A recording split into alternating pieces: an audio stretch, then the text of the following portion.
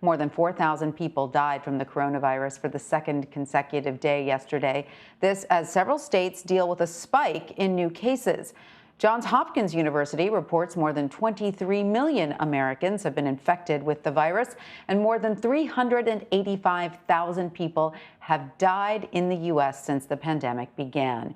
In California, the Los Angeles Times is reporting new estimates show as many as 1 in 3 residents have the coronavirus. This comes as researchers from Southern Illinois University announced the discovery of a third variant of the virus in the U.S. Experts say they traced its origin to Texas in May. They also believe it may be the most easily transmissible variant yet. But there is some hope on the horizon. The pace of COVID-19 vaccinations is accelerating. Mass vaccination centers like this one at Disneyland in Anaheim, California, are being set up all around the nation. The CDC says more than 10 million Americans have been vaccinated, with more than 1 million shots administered yesterday. But as CBS News' national correspondent David Begnaud explains, that is still below the 2 million daily injections recommended by experts. Thousands of people living in Orange County, California, lined up at the Disneyland vaccine super site yesterday. Come with me. 3,000 shots of the vaccine made it into people's arms on the site's first day being open. Newly eligible seniors could barely contain their excitement and their gratitude, too, like 65-year-old Lynn Murray. They did such a great job in helping all these people get what we need right now. Get your QR code ready. But not everyone had a smooth experience. Overwhelming demand actually crashed the county's registration system. It is a similar story in states like Florida.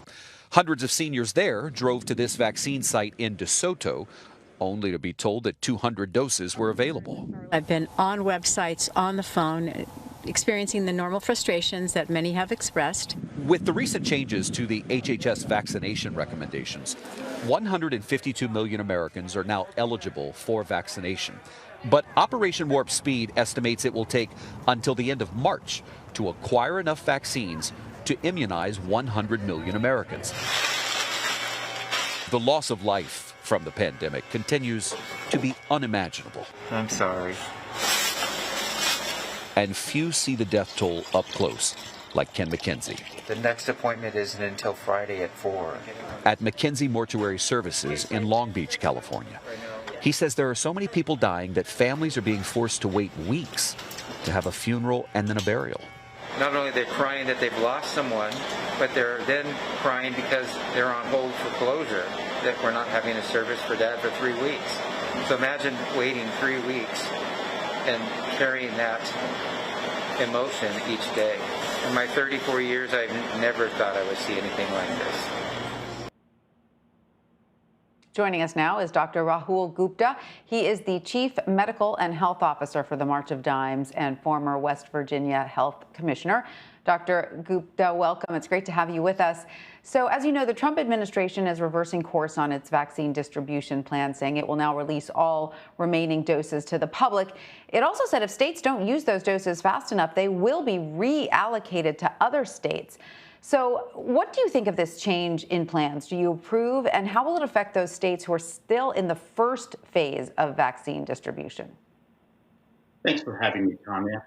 In normal circumstances, what we would have is a federal effort and coordination with local and state public health authorities in entirely planning, operationalizing, and communicating messages way ahead of time. So everyone is prepared and they can lead an effective campaign. What we have had this time around is, first, we didn't have any recommendations. When we developed recommendations, and CDC was able to do that, but the states were often left to fend for themselves.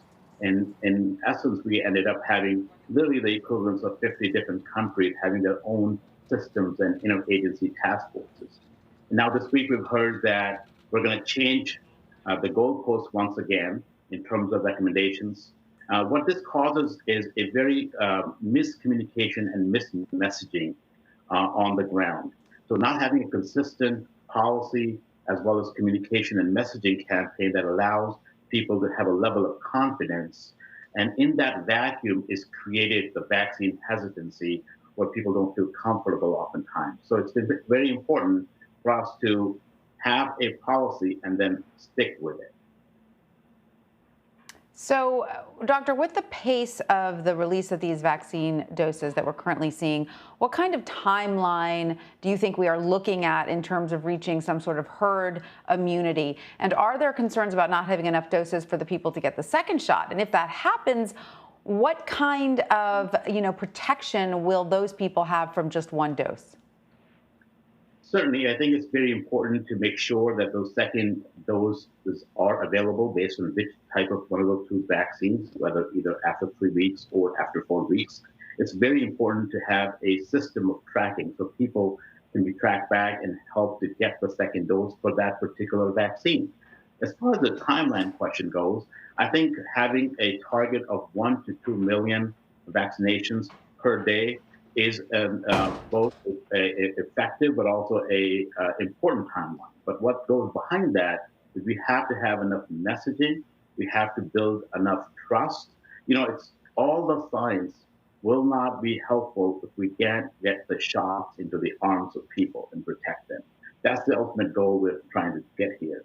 So I think having a goal and making sure that we're keeping the public engaged as well as aware in a transparent manner about the volume that's coming through, and you're really using encouraging messaging rather than fearful in terms of reallocation of doses. Remember, these vaccines have to be kept either cold chain or super cold chain. So it's not that easy to move shipments around. The last thing we want is wastage of this important vaccine. But so, Doctor, in terms of looking on down the line, all of us are waiting for that place where enough people are vaccinated that we feel like we can go about our lives in a certain amount of safety. Are you looking at that at a state-by-state basis? Because obviously states are in different situations. But, can we say by the summer, at least, the United States will probably be in a good place where we can move on without fear of the coronavirus? Yes, as we reset this again to get to a point where we can have an effective vaccination campaign and roll out, and we continue to employ strategies and tactics that will allow us between 1 and 2 million shots in the arms per day consistently, I think we can get to that target of getting over 152 million shots, especially for those most vulnerable. But it's going to require an enormous amount of coordination and collaboration, both by the federal government as well as the federal government working close hand in glove with state and local health departments as well as other agencies to have mass vaccination clinics, to have those sites, to make sure that the messaging is getting through. It's very important. We're at a difficult time in our nation's history. So it's critical that we do everything we can to promote this aspect while we're seeing so much of destabilization and activities going on in our nation. All right. Well, Dr. Rahul Gupta, thank you so much for joining us. We appreciate it. Thank you.